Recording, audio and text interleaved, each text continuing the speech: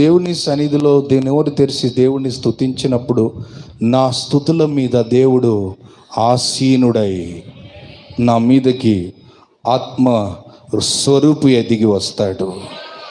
ఆ ఆత్మీయ ప్రత్యక్షత కలిగి నువ్వు ప్రభు సన్నిధిలో స్తుతిస్తే ఆయన సన్నిధిని నీ ప్రాణ ఆత్మ శరీరంలో అనుభవిస్తావు. Praise the lord. ప్రభుని స్తుతించుడి. స్తుతి చెప్పకనే నీ హృదయ అంతరములో నుండి ఆ స్వేచ్ఛతో దేవుని ఆరాధించే అనుభవం కలుగుతుంది నీకు.